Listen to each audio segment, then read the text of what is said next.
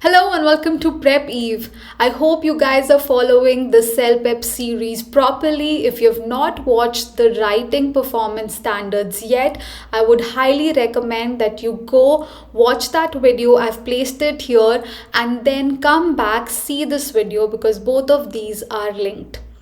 In that video, I shared the 4 performance standards that the raters would use to evaluate your writing test.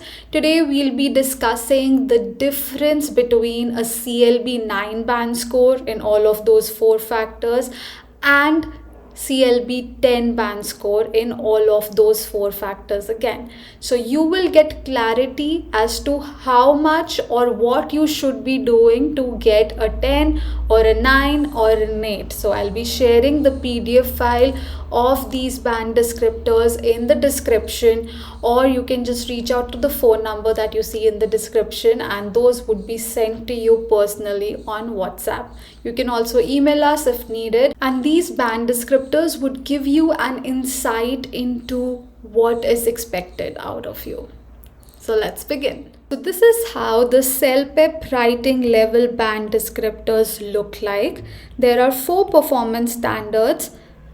The first one is content coherence, second is vocabulary, third is readability, and the fourth one is task fulfillment. We would be going through the band descriptors for each of these 4 performance standards, but we'll be focusing only on band 9 and band 10. The reason is that most of my clients and also the students who are aiming for the Canadian PR have the target score of a minimum of 9 or a maximum of 10. Why did I say that the maximum is 10 when you can also see 11 and 12 here? CLB 10 is considered the maximum because with CLB 10 you get the maximum CRS score for your English language proficiency. So whether you're scoring 12 or 11 or 10, you will still score the same in your CRS points. That means your level in the express entry pool remains the same. So if you're new to immigration, if you're not very sure about these terminologies like express entry pool or CRS, you can write it in the comment section and I'll make a separate video on this topic. Also, you can reach out to us on the phone numbers given in the description box and have a consultation call with me, and we can discuss your profile, your portfolio, and then I can guide you with respect to which pathway you should be taking to get the Canadian PR. Let me zoom in so that you can see properly. Band 9 means that you have effective proficiency in workplace and community context. Whereas in case of band 10, you have highly effective. Now the word highly is the only word that changes. So highly effective proficiency in workplace and community contexts. I guess this much of zooming in looks good. So now we'll be discussing the first performance standard, which is content and coherence. Here they're basically checking how many ideas you have written, the quality of the ideas, how well you have organized your ideas, so on and so forth. I'm sure you know by now. In order to score a 9 in your content and coherence performance standard, you must write short, formal and informal texts of some complexity. You also have to support key ideas with relevant facts, descriptions, details, or quotations. Now, these are the 2 things that you have to keep in mind, and if you fulfill these 2, there's no stopping you from getting a 9 band score in your content coherence performance standard for your writing test. So let's try and understand. In case of your task 1, which is email writing, you might be asked to write a formal email, or it could be an informal email that you're writing to your friends or family members, and you showcase some sort of complexity in that writing, which means you're showcasing higher level of ideas, and those ideas are supported with relevant facts. So you're explaining your ideas, you're giving detailed information about the ideas, you're describing it in detail using examples. So if you do these two things, you are guaranteed to get a 9-band score. Now let's see what you have to do differently to get a 10 in your first performance standard. So you have to write short formal and informal text of some complexity, which is the first bullet point for 9 as well. So there's not much of a difference. There's only one thing that changes, which is you have to support the key ideas with. So these are a range of facts, descriptions, details, or quotations. So range basically means that there should be variety of facts, descriptions, details, or quotations. Sorry for that technical glitch. Moving on to the vocabulary part. So in case of vocabulary, if you want to score 9, you have to choose words and phrases to provide accurate details, descriptions, and comparisons. So whatever you're writing here, you would obviously have to use words, and those words need to be accurate. Now this is the key word: accurate details, descriptions, and comparisons. Now what would change to score a CLB 10? You have to choose precise details, descriptions, and comparisons. Now what is the difference between accurate and precise? Accurate means that whatever descriptions, details, and comparisons you're giving, those are correct. They are making sense. Precise means that they have to be specific in nature. They have to be specific to the context of the question.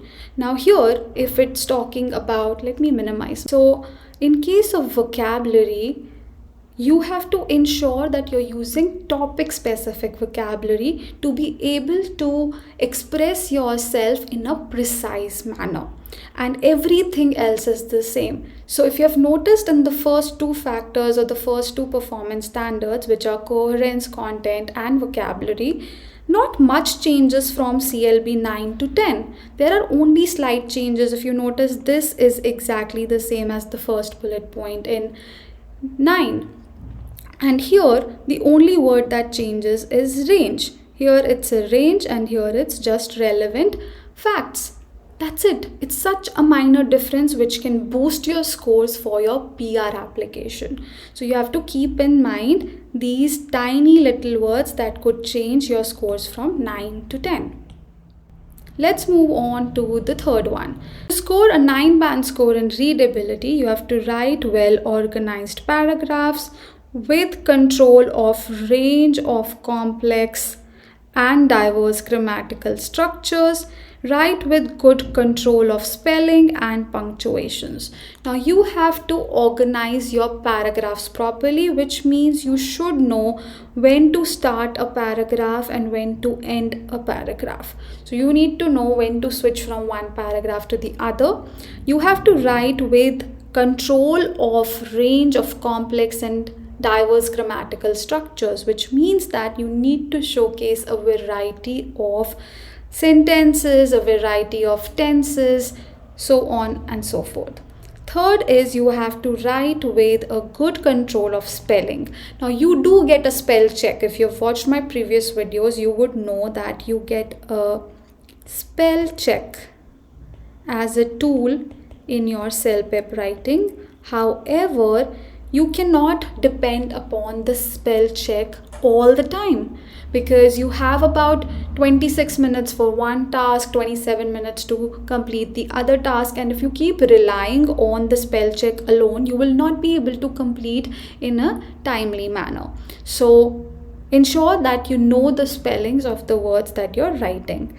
And the last thing here for band 9 score is that you have to write the punctuations correctly. Where do you have to use a period or a full stop? Where do you have to use a comma? Where do you have to use a hyphen or a slash? You should know all of these things. Also a question mark, or let's say an exclamation mark. So if you know the usage of all of these punctuation marks, you would get a 9 band score.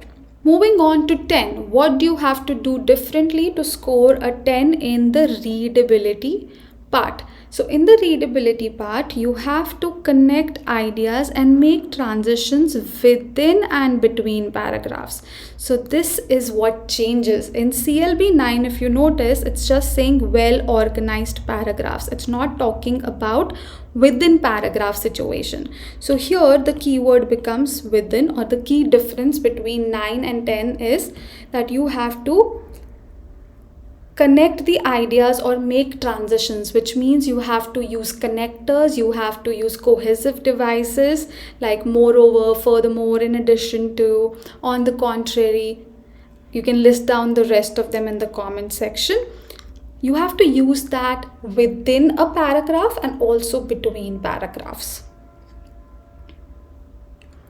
Then the second thing is that you have to write with good control of a range of complex and diverse grammatical structures, which is exactly the same as the second bullet point of the band 9 descriptor, which means the only thing that changes the readability from 9 to 10 is using transitions or connecting ideas or using connectors, cohesive devices, discourse markers within your paragraph. So this is the major difference. The last one is task fulfillment, which checks whether or not you're fulfilling the requirements of the task at hand. Here, to score a 9 band score in your task fulfillment performance standard, you have to present information using a tone and style that follows some. So this is the keyword here, some formal and most informal writing conventions, which means that you're more comfortable with writing in an informal manner and you're able to write some formal pieces as well. So it really depends upon the question thrown at you. Let's say that the email that you find in task 1, it's informal, you're able to write it well, but the survey is slightly formal in nature and you mess that up. In that case, you'll end up scoring 9. And you convey intended meaning. So whatever is asked from you, you're able to convey that. Now, what do you have to do differently to move from a 9 to a 10 band score in your task fulfillment? So you have to be careful about this keyword. So in case of 10, you have to present information using a tone and style that follows most formal and informal writing conventions. So you should be comfortable with both formal and informal writing, whereas in case of a band 9, it is only some. So the major difference is in the highlighted words. Everything else, if you notice, very funnily is exactly the same. And here also you're able to convey your intended meaning. So these are the slight little differences that can push your score from a band 9 to a band 10. So let's have a quick recap of what are the major differences. So here, as you can see, it's highly, and here it's just effective. In case of content coherence, everything is the same. The range is changed to relevant when you move from 10 to 9. When you move from 10 to 9 again, for vocabulary, it changes from precise to accurate. In case of readability, the ideas in case of a band 10 are also connected and transition words are used within and between paragraphs, whereas in case of your band 9, it is used between paragraphs only. So it's just a well organized paragraph. Everything else is the same. Here, in case of task fulfillment, the major difference is these two words, most and some. That's it. So to ensure that you max out your CRS points, as I mentioned earlier, 10 is the highest you can score. To score maximum in your CRS for language proficiency, you have to score 10 each in the CELPIP test. So 10 in listening, 10 in reading, 10 in writing, 10 in speaking. And for IELTS, To max out your CRS score, you have to score 8.5 in listening, 8 in reading, 7.5 in writing, and 7.5 in reading. So sometimes students come to me and they say that, ma'am, I want to score 12 in CELPIP, 12 in all the modules in CELPIP, and 9 in all the modules in IELTS. And then I give them this reality check that you don't have to score the maximum, because your CRS points are calculated on these two scores. So even if you score 9999, you would still get the same CRS score. Even if you score 12 12 12 12 in your CELPIP test, which is the maximum in CELPIP, you're still going to score the same in the CRS level, which means your express entry profile will not be impacted. That is it for the band descriptors of the writing test. Keep these things in mind so that you can showcase these in your writing test, and then you would definitely be getting at least a 9 or 10 in your writings. Don't forget to subscribe to this channel and also follow us for more such content that helps you in understanding what is missing in your preparation. So I'll be discussing a similar such topic in the next video, so don't forget to subscribe.